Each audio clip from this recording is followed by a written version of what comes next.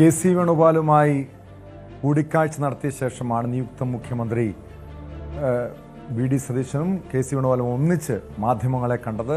നേരത്തെ നമുക്കറിയാം, ഇത് ഇരുവരും തമ്മിൽ മുഖ്യമന്ത്രി പദവിയുമായി ബന്ധപ്പെട്ട് പല തർക്കങ്ങളും പ്രശ്നങ്ങളും ഒക്കെ ഉണ്ടായതാണ്. അതിനുശേഷം ഈ ഒരു ഗ്രൂപ്പ് തർക്കത്തിന് ഒരു പരിഹാരമായിരിക്കുന്നു എന്ന് തന്നെ മനസ്സിലാക്കണം.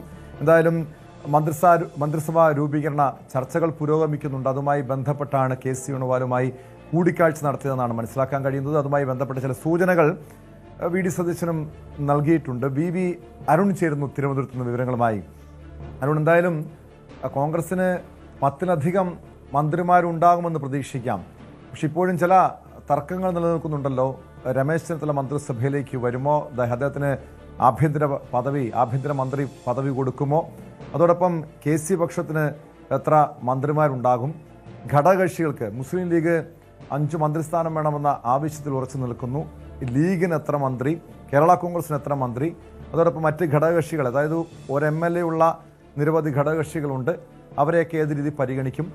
ഇക്കാര്യങ്ങളൊക്കെ ചർച്ചയിൽ ഉരുത്തിരിഞ്ഞ് വന്നിട്ടുണ്ടോ? ഇതുമായി ബന്ധപ്പെട്ടൊരു കാര്യങ്ങളിലൊരു വ്യക്തതയിലേക്ക് വന്നിട്ടുണ്ടോ?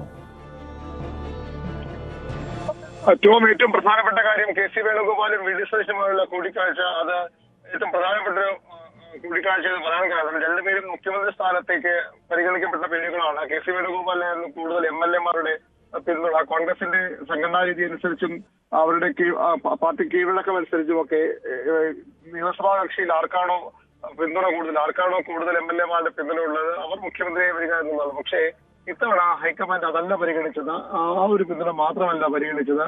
സംസ്ഥാനത്തെ ഒരു ജനകീയ പിന്തുണയുണ്ട്, പൊതു രാഷ്ട്രീയ സാഹചര്യമുണ്ട്, ഘടകകക്ഷികളുടെ നിലപാടുണ്ട്, മുതിർന്ന നേതാക്കളുടെ അഭിപ്രായമുണ്ട്. ഇതെല്ലാം പരിഗണിച്ചുകൊണ്ടാണ് കെ.സി. വേണുഗോപാൽ എന്ന കോൺഗ്രസിന്റെ ദേശീയതലത്തിലെ ഏറ്റവും പ്രധാനപ്പെട്ട നേതാവിനെ ഒഴിവാക്കിക്കൊണ്ട് സംസ്ഥാനത്ത് മുന്നണിയെ പ്രതിപക്ഷത്തെ നയിച്ച വി.ഡി. സതീശനെ മുഖ്യമന്ത്രിയാക്കാൻ ഹൈക്കമാൻഡ് തീരുമാനമെടുത്തത്.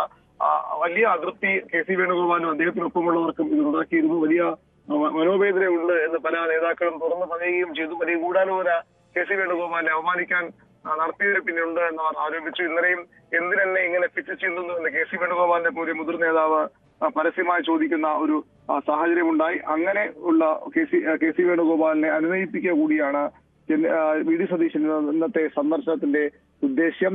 അദ്ദേഹം ഈ മുഖ്യമന്ത്രി ഹൈക്കമാൻഡ് പ്രഖ്യാപിച്ചു തൊട്ട് പിന്നാലെ A.K. ആന്റണിയെ കണ്ടിരുന്നു. പിന്നീട് എല്ലാ നേതാക്കളെയും മുൻ മുഖ്യമന്ത്രി പിണറായി വിജയൻ ഉൾപ്പെടെ രമേശ് ചെന്നിത്തല ഇന്നലെയും ഇന്നും അദ്ദേഹം കണ്ടു. അങ്ങനെ പ്രധാനപ്പെട്ട നേതാക്കളൊക്കെ കാണുന്നതിന്റെ ഭാഗമായിരുന്നു ഈ കൂടിക്കാഴ്ച. കെ.സി. വേണുഗോപാലുമായി കാണുമ്പോൾ ഒരുപക്ഷെ അതിനപ്പുറത്തെ കാര്യങ്ങൾ കൂടി ചർച്ചയ്ക്ക് വന്നിട്ടുണ്ടെന്ന് ഉറപ്പാണ്.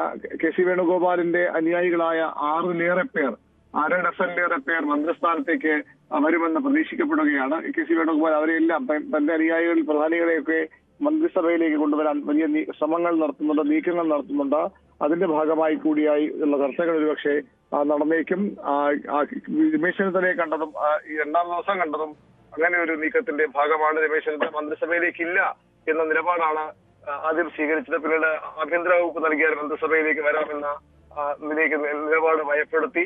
ഇപ്പോഴും ആഭ്യന്തര വകുപ്പ് നൽകുമോ എന്ന കാര്യത്തിൽ വ്യക്തതയില്ല. ഒരുപക്ഷെ അദ്ദേഹത്തിന് ധനവകുപ്പാകും നൽകുക. ധനവകുപ്പ് മാത്രം ലഭിച്ചാൽ ചെന്നിത്തല മന്ത്രിസഭയിലേക്ക് വരുമോ എന്ന കാര്യത്തിൽ വ്യക്തത വരേണ്ടതുണ്ട്. മാത്രമല്ല അദ്ദേഹം തന്റെ മന്ത്രിസ്ഥാനത്തിന് പുറമെ അനുയായികളായ അൻവർ സാദത്ത്, I.C. ബാലകൃഷ്ണൻ എന്നിവർക്ക് കൂടി മന്ത്രിസ്ഥാനം വേണമെന്ന കടുത്ത നിലപാടിൽ ചെന്നിത്തലയുണ്ട്. അതെങ്ങനെ പരിഹരിക്കുമെന്ന കാര്യത്തിൽ വ്യക്തത വരേണ്ടതുണ്ട്. ഘടകകക്ഷികളുമായി രാവിലെ ഒരു റൗണ്ട്, ഇന്നലെ UDF യോഗം ചേർന്നിരുന്നു. ഇന്ന് രാവിലെ ഒരു റൗണ്ട് ചർച്ച കോൺഗ്രസ് നേതൃത്വം വി.ഡി. സതീശൻ ഉൾപ്പെടെയുള്ള നേതാക്കൾ ചർച്ച നടത്തി. അതിനുശേഷം ഉച്ചയ്ക്ക് ശേഷം കാണാമെന്നാണ് അവരോട് പറഞ്ഞിരിക്കുന്നത്. 5 സീറ്റ് ആവശ്യത്തിൽ ലീഗ് ഉറച്ചു നിൽക്കുകയാണ്. എന്നാൽ 4 സീറ്റും ഒരു ക്യാബിനറ്റ് പദവിയും നൽകാമെന്ന ഒരു അഭിപ്രായം കോൺഗ്രസ് മുന്നോട്ട് വെച്ചിട്ടുണ്ട്. ലീഗ് അത് പൂർണ്ണമായും സ്വീകരിച്ചിട്ടില്ല.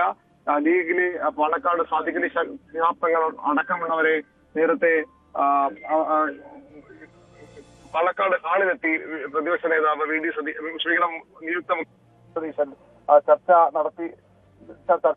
നടത്തിയിരുന്നു. അതിന് ശേഷം മാധ്യമങ്ങളെ കണ്ടപ്പോഴും നാളെ തന്നെ ഈ പട്ടിക കൈമാറും, ഒരു തർക്കവുമില്ല, അസ്വാരസ്യമില്ലാതെ പ്രശ്നങ്ങൾ പരിഹരിക്കുമെന്ന് വി.ഡി. സതീശൻ വ്യക്തമാക്കിയിരുന്നു. ഏതായാലും ഉച്ചയ്ക്ക് ശേഷം വീണ്ടും കരുണപുരി ഹൗസിൽ ചർച്ചകൾ തുടരും. പ്രധാനപ്പെട്ട നേതാക്കളെയൊക്കെ അദ്ദേഹം മുന്നണി നേതൃത്വം കാണുന്നുണ്ട്. ഘടകകക്ഷികളുമായി കാര്യങ്ങൾക്ക് രമേശ് ചെന്നിത്തലയെ അനുനയിപ്പിക്കാൻ സാധിച്ചിട്ടുണ്ട്. കാരണം ആഭ്യന്തരമില്ലെങ്കിൽ മന്ത്രിസഭയിലേക്ക് ഇല്ല എന്ന് പറയുന്നു. പക്ഷേ ആഭ്യന്തരം കൊടുത്തു കഴിഞ്ഞാൽ അത് ഈ സംസ്ഥാന സർക്കാർ, അതായത് UDF സർക്കാർ അധികാരത്തിൽ വരുമ്പോൾ 2 അധികാര കേന്ദ്രങ്ങൾ ഉണ്ടാകുമെന്നാണ് പ്രധാനമായും പലരും ചൂണ്ടിക്കാണിക്കുന്നത്. അത്തരമൊരു വിട്ടുവീഴ്ചയ്ക്ക് VD സതീശൻ തയ്യാറാകുമോ? മാത്രമല്ല ഒരുപക്ഷെ അങ്ങനെ ഒരു 2 അധികാര ധ്രുവങ്ങൾ ഉണ്ടെങ്കിൽ KC വേണുഗോപാലിനും കാര്യങ്ങൾ എളുപ്പമായിരിക്കും. പക്ഷേ അത് പാർട്ടിയിൽ വലിയ വീണ്ടും ഗ്രൂപ്പിസത്തിലേക്ക് കൂടുതൽ ശക്തമാകാനുള്ളൊരു സാധ്യതയുണ്ടോ?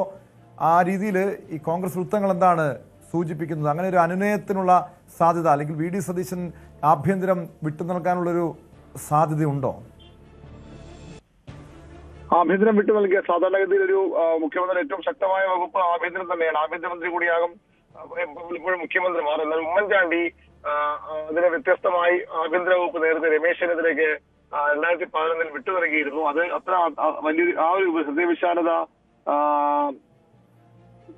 VD സതീശന് കാണിക്കുമെന്ന കാര്യത്തിലാണ് വ്യക്തത വരേണ്ടത്. അദ്ദേഹം അത് ചെയ്യില്ല എന്നാണ് പൊതുവിൽ വിലയിരുത്തപ്പെടുന്നത്. പക്ഷേ ഒരുപക്ഷെ ഇനി ഹൈക്കമാൻഡിലൊക്കെ വലിയ തർക്കങ്ങൾ സമ്മർദ്ദം വന്നാൽ സതീശൻ പിന്മാറിയേക്കാം. അല്ലെങ്കിൽ ധനവകുപ്പ് തന്നെ രമേശ് ചെന്നിത്തല ഭരിക്കട്ടെ എന്ന നിലപാടുകളാണ് VD സതീശൻ ഇപ്പോൾ ഉള്ളത്. കാര്യമായി മാറ്റാൻ സാധ്യത കുറവാണെങ്കിൽ രമേശ് ചെന്നിത്തലയെ അനുനയിപ്പിച്ച് കൂടെ നിർത്താൻ KC വേണുഗോപാൽ ഉൾപ്പെടെ തയ്യാറാകുമോ എന്നാണ് അറിയേണ്ടത്. ഏതായാലും മന്ത്രിസഭയിൽ ഭൂരിപക്ഷവും KC വേണുഗോപാൽ അനുയായികളായിരിക്കും. 6-7 പേർ അവിടെ ഉണ്ടാകും. IP അനിൽകുമാർ ഉൾപ്പെടെ 6-7 പേർ അവിടെ ഉണ്ടായാൽ പിന്നീട് രമേശ് ചെന്നിത്തല അനുകൂലിക്കുന്നവർ കൂടി വന്നാൽ 2 പേരെങ്കിലും മന്ത്രിസഭയിലേക്ക് കൊണ്ടുവരണം ചെന്നിത്തല കൂടാതെ എന്ന അഭിപ്രായമാണ് അദ്ദേഹത്തിന് ഉള്ളത്. IC ബാലകൃഷ്ണൻ നേരത്തെ പറഞ്ഞതുപോലെ. അതുകൊണ്ട് തന്നെ അത്തരം ചർച്ചകൾ കൂടി ഇപ്പോൾ നടക്കുന്നുണ്ട്. അങ്ങനെ വന്നാൽ മന്ത്രിസഭയിൽ മുഖ്യമന്ത്രിക്ക് കാര്യമായ ഒരു സ്വാധീനമില്ലാത്ത അവസ്ഥ വന്ന് 2006 VS സർക്കാരിന്റെ കാലത്ത് VS മുഖ്യമന്ത്രിയാവുകയും എന്നാൽ പാർട്ടിയുടെ നിയന്ത്രണം പൂർണ്ണമായും VS നിന്ന് മാറുകയും ചെയ്തു. സർക്കാരിന്റെ നിയന്ത്രണം പോലും പലപ്പോഴും കോടിയേരി ബാലകൃഷ്ണൻ കേന്ദ്രീകരിച്ചു. മന്ത്രിമാർ ഏതാണ്ട് 90% VS-നെ എതിർ നിലപാടെടുക്കുന്നവർ അല്ലെങ്കിൽ പിണറായി പക്ഷ നിലപാടുകൾ എടുക്കുന്നവരായിരുന്നു. ഘടകകക്ഷിയുടെ പിന്തുണയോട് കൂടിയാണ് VS പല നിർണായക തീരുമാനങ്ങളും എടുത്തത്. അത്തരമൊരു സാഹചര്യത്തിലേക്ക് VD സതീശൻ വരുമ്പോൾ ആശങ്ക അദ്ദേഹത്തെ അനുകൂലിക്കുന്നവർക്ക് അദ്ദേഹത്തിന്റെ ക്യാമ്പിന് ഉണ്ട്. ഏതായാലും അത്തരം കാര്യങ്ങൾ കൂടി ചർച്ച ചെയ്ത് മാത്രമേ ഒരു തീരുമാനത്തിലേക്ക് VD സതീശൻ എത്തുകയുള്ളൂ. അങ്ങനെ തന്റെ അപ്രമാദിത്വം, തന്റെ മേൽക്കൈ നഷ്ടപ്പെടുന്ന തരത്തിലേക്ക് ഒരു മന്ത്രിസഭാ രൂപീകരണത്തിലേക്ക് സതീശൻ കടക്കില്ലെന്ന് കരുതുന്നവരാണ് ഏറെ.